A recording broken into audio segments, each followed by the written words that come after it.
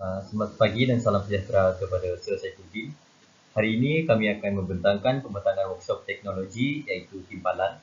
Ahli kumpulan kami terdiri daripada saya sendiri, Max William Ngau, lepas tu Nelson Nanang, Darian Dominic dan Esen Liao.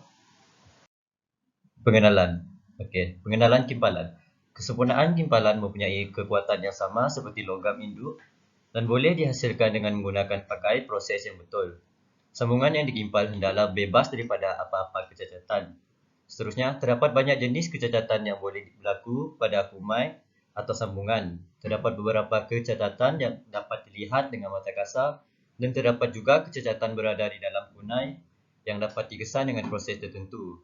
Jika sesuatu kecacatan itu berada di kawasan luaran, kecacatan tersebut hendaklah diperbaiki. Jika kecacatan itu berlaku di dalam kawasan dalaman, projek tersebut dianggap gagal.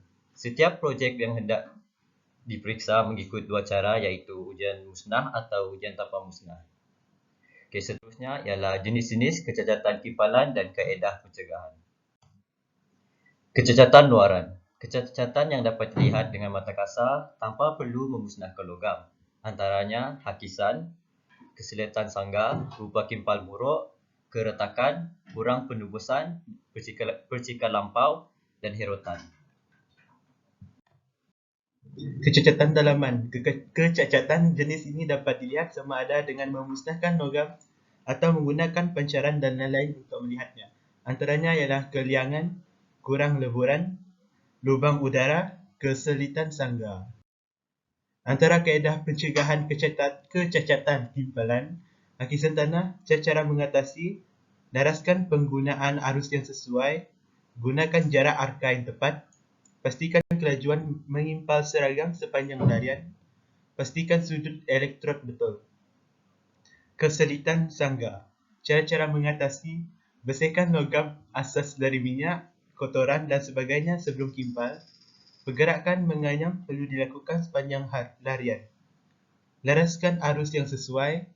Sangga perlu dibersihkan sepenuhnya sebelum melakukan larian seterusnya. Rupa kimpal buruk.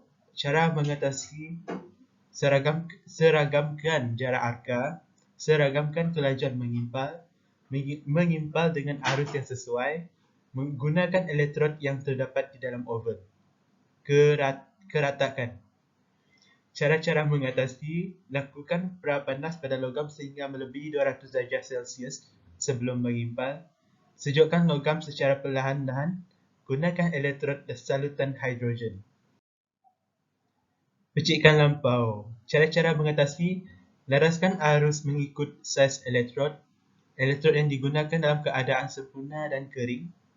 Jarak arka selaras mengikut saiz elektrod yang digunakan. Bersihkan logam asas sebelum mengimpal. Kurang pengisian. Cara-cara mengatasi, elektrod perlu diarahkan di tengah sambungan semasa mengimpal. Buat persediaan pelat dengan betul bergantung pada tebal pelat yang digunakan. Jika sudut kecil, tambahkan supaya besar sedikit untuk memudahkan mendapat penembusan. Selaraskan arus mengikut kesesuaian pelat yang dikimpal. Imbangkan pergerakan elektrod terutama ketika menganyam. Herotan dalam kimpalan dengan kaedah meminimumkan herotan. Herotan dalam kimpalan. Tindak balas atau kesan suhu terhadap logam ialah pengembangan semasa dipanaskan dan pengecutan semasa disejukkan. Keadaan ini berlaku pada 3 arah logam, iaitu ialah panjang, lebar dan tebal. Apabila logam dipanaskan, perubahan tersebut dalam berlaku. Saiz logam mungkin mengembang, keadaan fizikal logam mungkin berubah, kandungan kimianya mungkin berubah, sifat elektriknya mungkin berubah, suhu logam naik dan logam berubah warna. Terdapat 3 jenis herotan iaitu herotan sudut, herotan membujur atau memanjang, dan herotan melintang. Kaedah meminimumkan herotan. Cara mengawal atau mengurangkan herotan. Yang pertama, praset. Yang kedua, kaedah imbalan lawan. Yang ketiga, kaedah langkah atau langkah belakang. Yang keempat, menggunakan jig atau lekapan. Kaedah membetulkan herotan. Yang pertama, pembetulan. secara mekanikal. Yang kedua, rawatan setempat. Kesimpulannya, kesemua sambungan-sambungan timpalan patut diuji untuk memastikan kekuatan, ketahanan, dan kebocoran.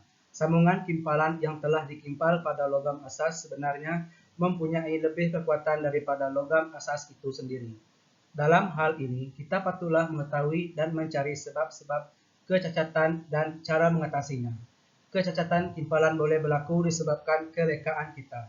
Di samping itu, kecacatan ini berlaku disebabkan terdapat juru kimpal yang kurang mahir dan berpengalaman. Sekian, terima kasih.